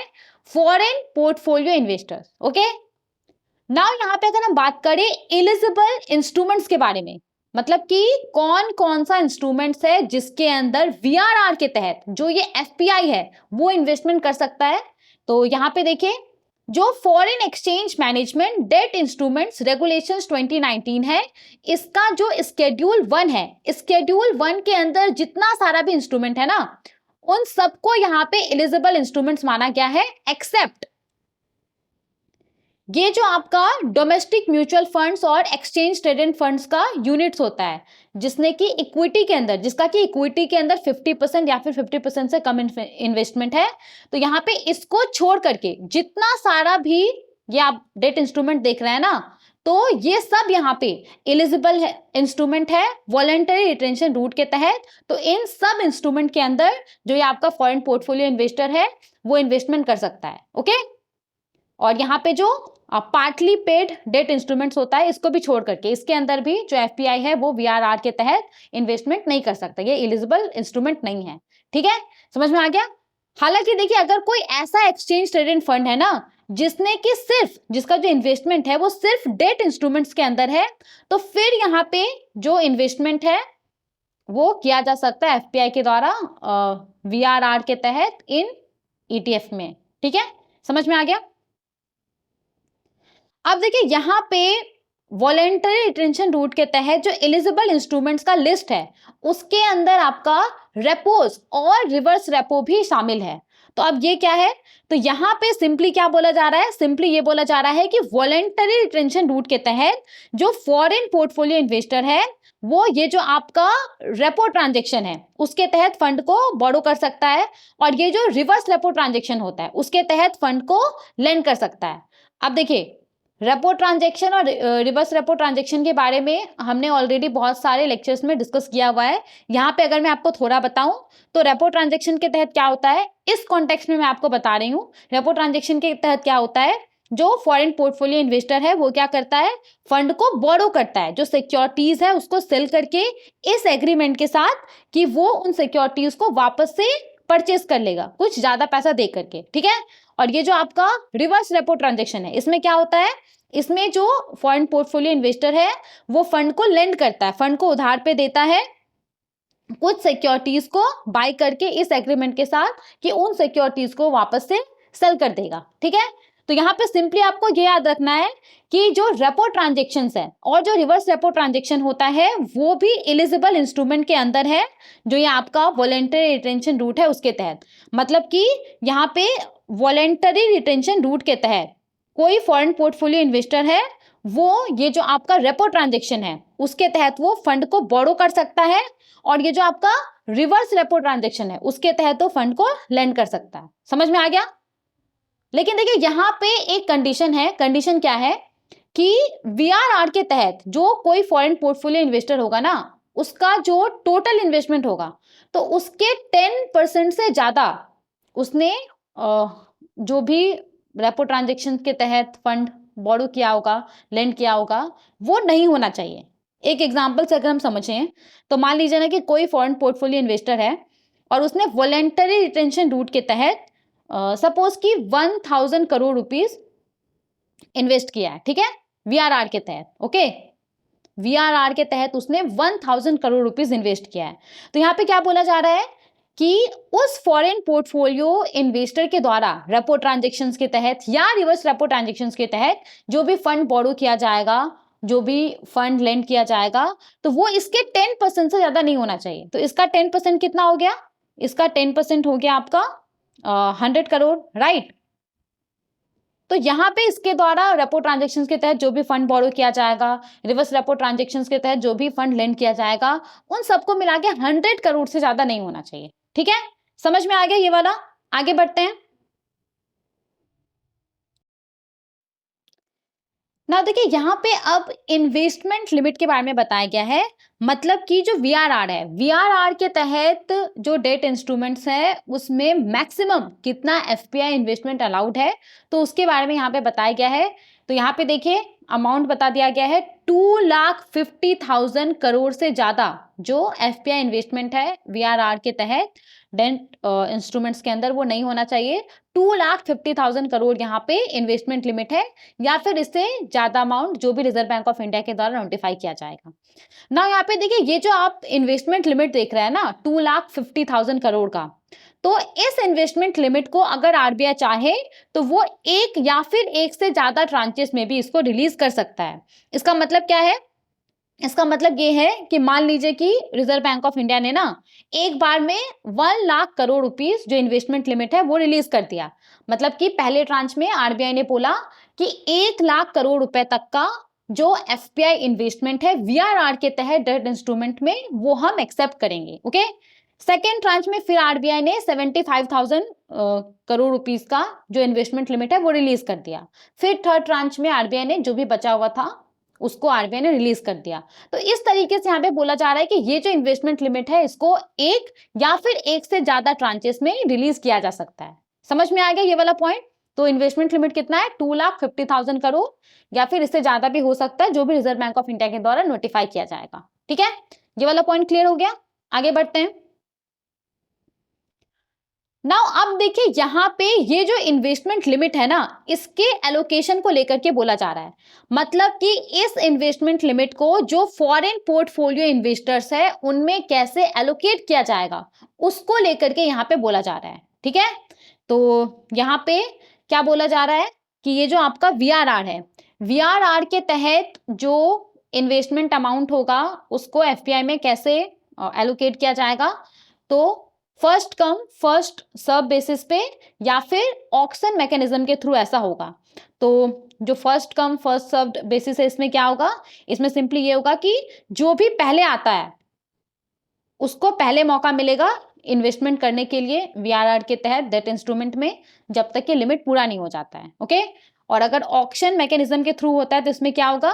जो भी आपका फॉरेन पोर्टफोलियो इन्वेस्टर्स है वो अपना बिडिंग प्लेस करेगा और जिसका भी हाईएस्ट और सुटेबल बिडिंग होगा उसको यहाँ पे मौका मिलेगा वीआरआर के तहत जो डेट इंस्ट्रूमेंट है उसमें इन्वेस्टमेंट करने के लिए। ठीक है, तो इस तरीके से यहाँ पे जो इन्वेस्टमेंट लिमिट है उसको फॉरेन पोर्टफोलियो इन्वेस्टर्स को एलोकेट किया जाएगा। ठीक है, और यहाँ पे जो भी मोड ऑफ अलॉटमेंट होगा, मतलब कि first come first served basis पे होगा या फिर ऑक्शन मैकेनिज्म के थ्रू होगा, तो ये हर ट्रांच के लिए रिजर्व बैंक ऑफ इंडिया के द्वारा अनाउंस किया जाएगा। ठीक है, समझ में आ गया?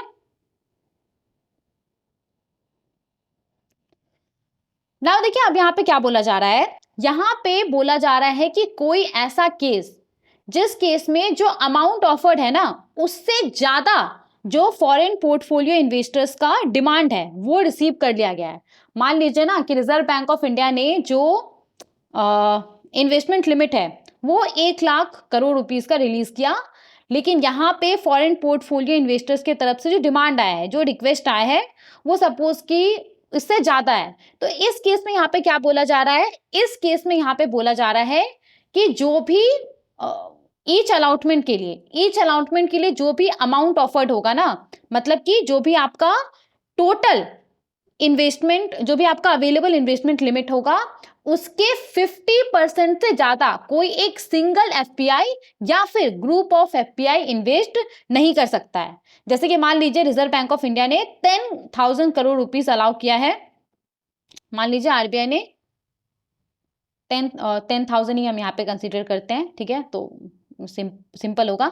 मान लीजिए कि रिजर्व बैंक ऑफ इंडिया ने यहाँ पे 10,000 करोड़ रुपीस अलाउ किया है वीआरआर के तहत इन्वेस्टमेंट के लिए। मतलब कि आरबीआई ने बोला है कि वीआरआर के तहत जो फॉरेन पोर्टफोलियो इन्वेस्टर्स है उसका इन्वेस्टमेंट एक्सेप्ट किया जाएगा, 10,000 करोड़ रुपीस तक का जो इन्वेस्टमेंट है वो एक्सेप्ट किया जाएगा। लेकिन यहाँ पे जो फॉरेन पोर्टफोलियो इन्वेस्टर्स है ना, उसका जो डिमांड आया है इन्वेस्टमेंट के लिए, वो मान लीजिए कि आपका 15,000 रुपीस का है, ठीक है। तो अब यहाँ पे क्या बोला जा रहा है ना कि इस तरह के केस में कोई एक सिंगल एफपीआई या फिर ग्रुप ऑफ रिलेटेड एफपीआई जो ये आपका अवेलेबल इन्वेस्टमेंट लिमिट है उसके 50% से ज्यादा, मतलब कि इस केस में हमारे 5,000 रुपए से ज्यादा इन्वेस्टमेंट नहीं कर सकता है। ओके, समझ में आ गया? चाहे यहाँ पे फर्स्ट कम फर्स्ट सर्व के आधार पे हो रहा हो या फिर ऑक्शन मैकेनिज्म के थ्रू हो रहा हो। समझ में आ गया ये वाला भी पॉइंट? आगे बढ़ते हैं। अब देखिए यहाँ पे रिटेंशन पीरियड को लेकर के प्रोविजन है। तो सबसे पहले तो रिटेंशन पीरियड क्या होता है? तो सिंपली रिटेंशन पीरियड एक ऐसा पीरियड होता है जिसमें क्या होता है कि अगर मान लीजिए कि 1 ईयर का रिटेंशन पीरियड है, तो इसका मतलब क्या है कि अगर कोई एफपीआई इन्वेस्टमेंट कर रहा है तो उसको कम से कम अपना इन्वेस्टमेंट 1 साल तक तो रखना ही होगा। 1 साल के बाद वो चाहे तो सेल कर सकता है, उससे बाहर निकल सकता है। लेकिन अगर रिटेंशन पीरियड 1 साल का है तो उसको 1 साल तक तो अपना जो पैसा उसने लगाया हुआ है वो उसको उसमें इन्वेस्टेड रखना होगा। ओके, तो ये क्या होता है? ये यहाँ पे आपका रिटेंशन पीरियड होता है। तो क्या बोला जा रहा है कि ये जो आपका वॉलेंटरी ये जो आपका वीआरआर है, वॉलेंटरी रिटेंशन रूट, तो यहाँ पे बोला जा रहा है कि इसके अंदर जो मिनिमम रिटेंशन पीरियड है वो कितना है? वो 3 साल का है, ठीक है। या फिर रिजर्व बैंक ऑफ इंडिया के द्वारा जो भी अनाउंस किया जाएगा हर ट्रांच के लिए वो होगा। तो ये यहाँ पे बोला जा रहा है, मतलब कि अगर आप वीआरआर के तहत जो डेट इंस्ट्रूमेंट है, कोई अगर एफपीआई है वो वीआरआर के तहत जो डेट इंस्ट्रूमेंट है उसमें इन्वेस्टमेंट करता है तो उसको कम से कम अपना पैसा 3 साल तक तो उसमें इन्वेस्टेड रखना ही रखना होगा। 3 साल के बाद अगर वो चाहे तो मैच्योर अगर नहीं भी हुआ है फिर भी वो अगर चाहे तो उसको सेल कर सकता है, उससे वो बाहर निकल सकता है। लेकिन 3 साल तो यहाँ पे उसको अपना पैसा रखना ही रखना होगा, ये यहाँ पे बोला जा रहा है। ठीक है, समझ में आ गया ये वाला भी पॉइंट? आगे बढ़ते हैं। अब देखिए यहाँ पे क्या बोला जा रहा है ना कि कोई फॉरेन पोर्टफोलियो इन्वेस्टर है तो किसी फॉरेन पोर्टफोलियो इन्वेस्टर का जो सीपीएस होगा, सीपीएस का मतलब क्या है? Committed portfolio size.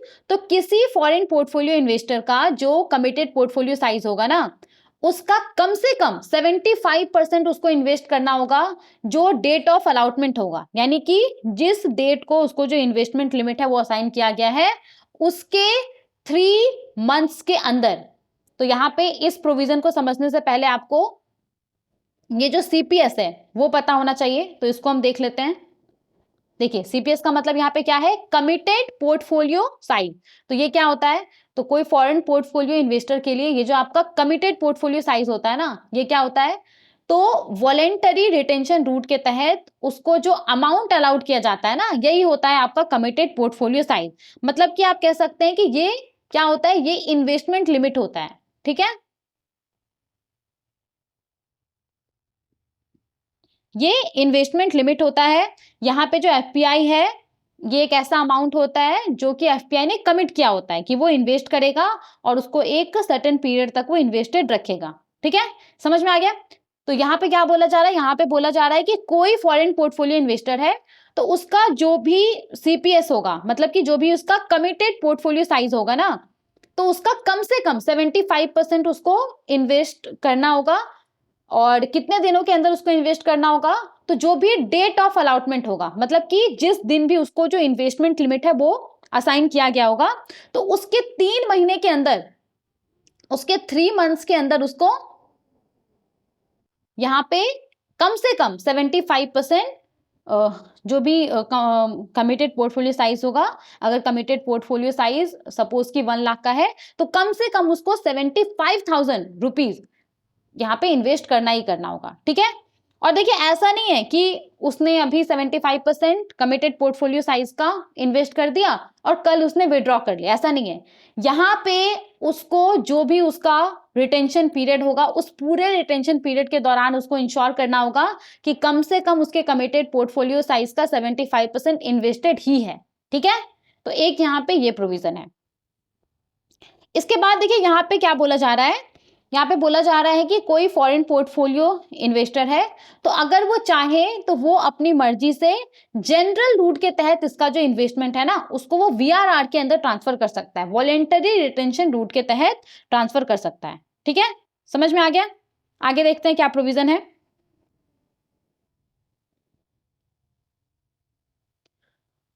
अब देखिए यहाँ पे हमने देखा था कि जनरल रूट के तहत अगर कोई फॉरेन पोर्टफोलियो इन्वेस्टर है और वो कॉर्पोरेट डेट सिक्योरिटीज के अंदर इन्वेस्टमेंट करना चाहता है, तो बहुत सारा लिमिट था, बहुत सारा रिस्ट्रिक्शंस था। मिनिमम रेजिडुअल मैच्योरिटी रिक्वायरमेंट था, इसके बाद आपका शॉर्ट टर्म लिमिट था, कंसेंट्रेशन लिमिट था, इश्यू वॉज लिमिट था, राइट।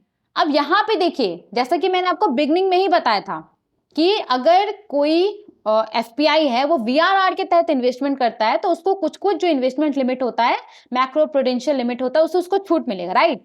तो यहाँ पे देखिए क्या बोला जा रहा है, यहाँ पे बोला जा रहा है कि वीआरआर के तहत जो भी इन्वेस्टमेंट होगा, तो उसको लेकर के किसी भी तरह का रिस्ट्रिक्शंस नहीं है। मतलब कि यहाँ पे जो मिनिमम रेजिडुअल मैच्योरिटी रिक्वायरमेंट है वो नहीं है, शॉर्ट टर्म लिमिट नहीं है, कंसंट्रेशन लिमिट नहीं है, इशू वाइज लिमिट नहीं है। तो कोई फॉरेन पोर्टफोलियो इन्वेस्टर जो कॉर्पोरेट डेट सिक्योरिटी है उसके अंदर बिना इन सब रिस्ट्रिक्शंस के पैसा इन्वेस्ट कर सकता है। जनरल रूट के तहत अगर वो कॉर्पोरेट डेट सिक्योरिटीज में इन्वेस्टमेंट करता, तो यहाँ पे उसको ये सब जो टर्म है, minimum residual maturity requirement, short term limit, concentration limit, issue wise limit, तो इन सबको ध्यान में रख करके इन्वेस्टमेंट करना होता। लेकिन अगर कोई एफपीआई वीआरआर के तहत इन्वेस्टमेंट करता है कॉर्पोरेट डेट सिक्योरिटीज में, डोंट फॉरगेट हम लोग यहाँ पे किसके बारे में बात कर रहे हैं, कॉर्पोरेट डेट सिक्योरिटीज के बारे में बात कर रहे हैं। तो यहां पे अगर कोई एफपीआई कॉर्पोरेट डेट सिक्योरिटी के अंदर इन्वेस्टमेंट करता है वीआरआर के तहत, तो ये सब कुछ भी रिस्ट्रिक्शंस नहीं है। समझ में आ गया ये वाला भी पॉइंट?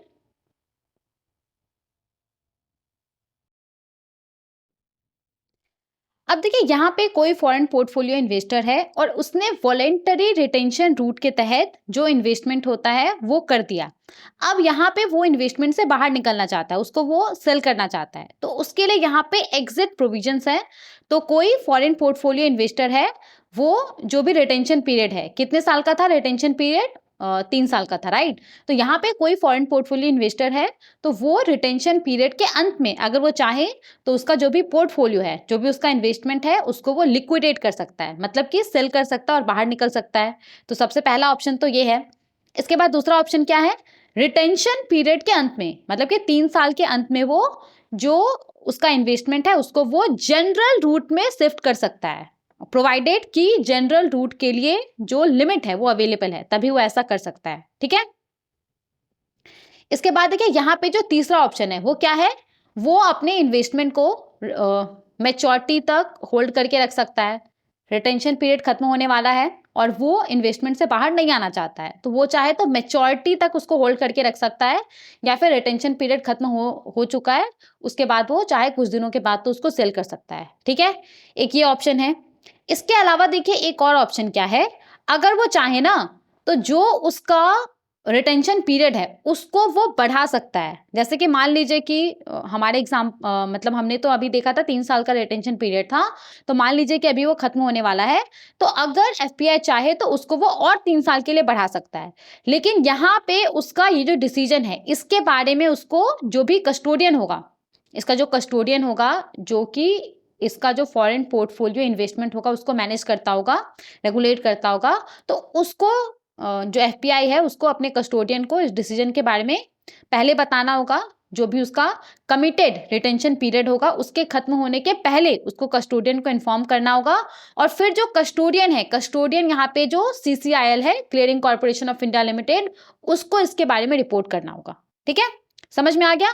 तो ये सब तरीका है जिसका ये सब ऑप्शंस है जो कि अवेलेबल है फॉरेन पोर्टफोलियो इन्वेस्टर्स के पास, जिसका इस्तेमाल करके वो जो रिटेंशन पीरियड है उसके खत्म होने के बाद वो एग्जिट कर सकता है, जो उसका इन्वेस्टमेंट है उससे वो बाहर निकल सकता है। ठीक है, तो ये सब क्या है, ये सब एग्जिट प्रोविजंस है। समझ में आ गया? अब देखिए यहां पे कोई फॉरेन पोर्टफोलियो इन्वेस्टर है और वो उसका रिटेंशन पीरियड ना खत्म नहीं हुआ है, और रिटेंशन पीरियड के खत्म होने के पहले ही वो अपने इन्वेस्टमेंट से बाहर निकलना चाहता है, उसको सेल करना चाहता है, फुल्ली या फिर पार्टली, उसका कुछ पार्ट या फिर वो पूरा इन्वेस्टमेंट सेल करना चाहता है। तो यहाँ पे इस केस में उसके पास एक ही ऑप्शन अवेलेबल है। यहाँ पे इस फॉरेन पोर्टफोलियो इन्वेस्टर को इसका जो इन्वेस्टमेंट है वो दूसरे फॉरेन पोर्टफोलियो इन्वेस्टर को सेल करना होगा, या फिर वो group of foreign portfolio investors को अपना इन्वेस्टमेंट सेल कर सकता है। तो सिर्फ यही एक तरीका है जिससे कि foreign portfolio investor retention period के खत्म होने के पहले इन्वेस्टमेंट से बाहर निकल सकता है। ठीक है, समझ में आ गया? तो यहाँ पे ये सब कुछ कुछ प्रोविजंस है जिसको ध्यान में रख करके जो वॉलेंटरी रिटेंशन रूट है उसके तहत जो फॉरेन पोर्टफोलियो इन्वेस्टर है उसके द्वारा इन्वेस्टमेंट किया जाएगा। ओके, नाउ यहाँ पे देखिए हमारे पास जो तीसरा रूट है वो क्या है। आई होप जनरल रूट को लेकर के जो भी प्रोविजंस है वो आपको समझ में आ गया होगा।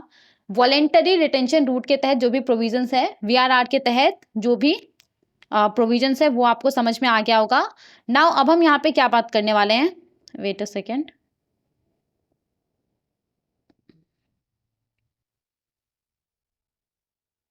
ओके, अब हम यहाँ पे क्या बात करने वाले हैं, अब हम यहाँ पे जो थर्ड रूट है जिसका क्या नाम है, फुल्ली एक्सेसिबल रूट, हम इसके बारे में बात करने वाले हैं। तो फुल्ली एक्सेसिबल रूट के तहत सबसे पहले तो एलिजिबल इन्वेस्टर्स कौन कौन है, कौन कौन फुल्ली एक्सेसिबल रूट के तहत भारत के अंदर जो डेट इंस्ट्रूमेंट्स है उसके अंदर इन्वेस्टमेंट कर सकता है। तो देखिए यहाँ पे foreign portfolio investors which is FPI, non resident Indians NRI, overseas citizens of India, तो हमने इसको पहले ही डिस्कस कर लिया था। तो एफपीआई, एनआरआई और ओसीआई ये यहाँ पे एलिजिबल इन्वेस्टर्स है जो कि फुल्ली एक्सेसिबल रूट के तहत इन्वेस्टमेंट कर सकता है। इसके अलावा कोई भी ऐसा पर्सन रेसिडेंट आउटसाइड इंडिया जिसको कि रिजर्व बैंक ने टाइम टू टाइम नोटिफाई किया हुआ है। ओके, तो ये सब यहाँ पे क्या हो गया, ये सब यहाँ पे एलिजिबल इन्वेस्टर्स हो गया। अब अगर हम यहाँ पे देखें एलिजिबल इंस्ट्रूमेंट्स क्या क्या है, तो देखिए यहाँ पे एलिजिबल इंस्ट्रूमेंट्स क्या क्या है, कौन कौन सा स्पेसिफाइड सिक्योरिटीज है जिसके अंदर फुल्ली एक्सेसिबल रूट के तहत जो ये सब है एफपीआई, एनआरआई, ओसीआई उसके द्वारा इन्वेस्टमेंट किया जा सकता है। तो सबसे पहले तो जिस डेट को ये जो मास्टर डायरेक्शन है इसको इशू किया गया है उस डेट तक जितना सारा भी सिक्योरिटीज फुल्ली एक्सेसिबल रूट के तहत लिस्टेड है तो वो सब सिक्योरिटीज यहाँ पे एलिजिबल इंस्ट्रूमेंट है, स्पेसिफाइड सिक्योरिटीज है। ओके, सबसे पहले समझ में आ गया। इसके बाद देखिए 5 ईयर की मैच्योरिटी वाले बॉन्ड, 7 ईयर के मैच्योरिटी वाले बॉन्ड्स और 10 ईयर के मैच्योरिटी वाले बॉन्ड्स। तो 5 ईयर, 7 ईयर, 10 ईयर्स का मेच्योरिटी वाले बॉन्ड्स का जो भी न्यू इश्यूएंस होगा सेंट्रल गवर्नमेंट के द्वारा, तो वो सब यहाँ पे क्या है, एलिजिबल इंस्ट्रूमेंट है, स्पेसिफाइड सिक्योरिटीज है। ओके, इसके बाद देखिए कोई भी दूसरा सिक्योरिटीज जिसको कि reserve bank of India specify करता है, नोटिफाई करता है, तो ये भी यहाँ पे क्या माना जाएगा, एलिजिबल इंस्ट्रूमेंट्स माना जाएगा, स्पेसिफाइड सिक्योरिटीज माना जाएगा। ठीक है, तो इन सब के अंदर जो इन्वेस्टमेंट है वो किया जा सकता है फुल्ली एक्सेसिबल रूट के तहत एलिजिबल इन्वेस्टर्स के द्वारा। इसके अलावा देखिए यहाँ पे अगर आरबीआई चाहे तो वो time to time new tenures को भी ऐड कर सकता है, न्यू टेन्योर्स का जो बॉन्ड है उसको वो ऐड कर सकता है स्पेसिफाइड सिक्योरिटीज के तौर पे, या फिर जो न्यू सिक्योरिटीज का टेन्योर है उसको वो चेंज भी कर सकता है, उसको एज अ स्पेसिफाइड सिक्योरिटीज के तौर पे डेजिग्नेट करने के लिए। ठीक है, इन सब के अलावा देखिए यहाँ पे एक पॉइंट है, एक बार स्पेसिफाइड सिक्योरिटीज को डेजिग्नेट कर दिया गया, एक बार इसको फुल एक्सेसिबल रूट के तहत लिस्टेड कर दिया गया, तो यहाँ पे उसके मैच्योरिटी तक उसके अंदर जो इन्वेस्टमेंट है वो होता रहेगा, वो यहाँ पे एलिजिबल रहेगा इन्वेस्टमेंट के लिए जब तक उस सिक्योरिटी का मैच्योरिटी पीरियड खत्म नहीं हो जाता तब तक। ठीक है, यहाँ पे बोला जा रहा है। इन सब के अलावा देखिए यहाँ पे फुल्ली एक्सेसिबल जो रूट है उसका सबसे बड़ा खासियत क्या है, तो फुल्ली एक्सेसिबल रूट के तहत ना जो भी स्पेसिफाइड सिक्योरिटीज है उसके अंदर जो इन्वेस्टर्स है, जो नॉन रेसिडेंट इन्वेस्टर्स है ना, वो बिना किसी रिस्ट्रिक्शंस के कितना भी पैसा इन्वेस्ट कर सकते हैं।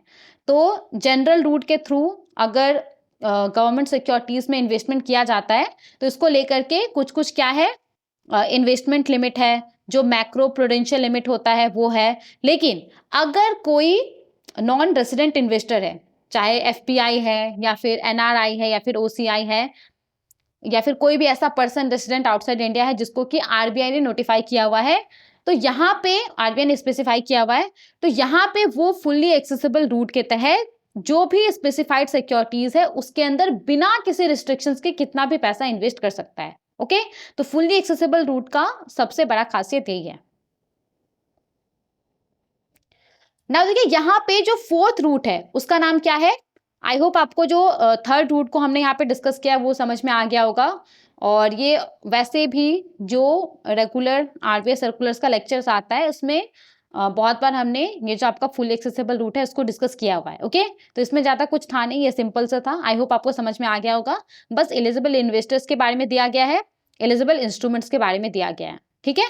और बस इसका सबसे खास बात यह है कि फुल्ली एक्सेसिबल रूट के तहत अगर आप इन्वेस्टमेंट करेंगे तो इसमें किसी भी प्रकार का, मतलब कि अगर कोई एफपीआई इन्वेस्टमेंट करता है, कोई एनआरआई इन्वेस्टमेंट करता है, ओसीआई इन्वेस्टमेंट करता है, तो इसमें किसी भी प्रकार का लिमिट नहीं है। ओके, ना यहाँ पे देखिए जो फोर्थ रूट है वो क्या है, scheme for trading and settlement of sovereign green bonds. तो यहाँ पे ये जो आपका scheme for trading and settlement of sovereign green bonds है ना, तो ये ऐसा रूट है ना, इस रूट के तहत जो भी एलिजिबल इन्वेस्टर्स है, एलिजिबल इन्वेस्टर्स भारत के अंदर जो आईएफएससी है, which is international financial services centre है, जो कि कहाँ पे है, हमारा गांधीनगर गुजरात में है, जिसको हम गिफ्ट सिटी बोलते हैं, राइट। तो यहाँ पे क्या बोला जा रहा है कि ये जो रूट है ना, इस रूट के तहत जो भी एलिजिबल इन्वेस्टर्स है वो भारत के अंदर जो आईएफएससी है, आईएफएससी के अंदर भारत सरकार के द्वारा जो भी सोवरेन ग्रीन बॉन्ड्स को इशू किया जाता है उसके अंदर वो इन्वेस्टमेंट कर सकता है, ठीक है। और यहाँ पे देखिए इस तरीके का जो भी इन्वेस्टमेंट होगा, तो यहाँ पे रिजर्व बैंक ऑफ इंडिया के द्वारा जो गाइडलाइंस इशू किया गया है, scheme for trading and settlement of sovereign green bonds in the International Financial Services Center in India। तो यहाँ पे रिजर्व बैंक ऑफ इंडिया के द्वारा ये जो गाइडलाइंस इशू किया गया है, तो उसको ध्यान में रख करके जो इन्वेस्टमेंट है वो करना होगा।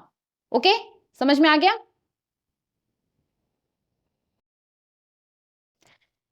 तो यहाँ पे ये 4 इन्वेस्टमेंट चैनल है, general route, voluntary retention route, fully accessible route, और ये आपका scheme for trading and settlement of sovereign green bonds. तो इन 4 रूट के ही थ्रू, इन 4 चैनल के ही थ्रू भारत के अंदर जो डेट इंस्ट्रूमेंट्स है उसमें इन्वेस्टमेंट किया जाता है नॉन रेसिडेंट के द्वारा।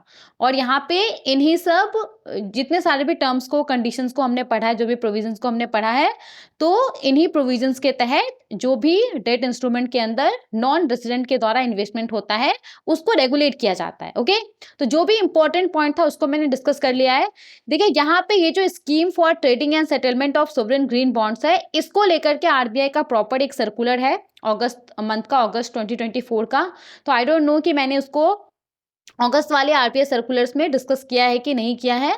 अगर मैंने नहीं किया होगा तो मैं कोशिश करूंगी कि उसके ऊपर एक सेपरेट लेक्चर लेकर के आ जाऊं, क्योंकि ये भी इंपॉर्टेंट है। ओके, और इसको समझाने में थोड़ा सा समय लग सकता है, इसीलिए मैंने यहाँ पे ऐड नहीं किया है। 30-40 मिनट्स का वो भी लेक्चर हो जाएगा आई थिंक, तो उसको हम कोशिश करेंगे कि नेक्स्ट लेक्चर में कर लें, ठीक है। मतलब एक सेपरेट लेक्चर में हम कोशिश करेंगे कि उसको कर लें। तो आज के इस लेक्चर को हम यहीं पे ख़त्म करते हैं। आई होप जितने सारे भी पॉइंट्स मैंने डिस्कस किए हैं वो आपको समझ में आ गया होगा। जनवरी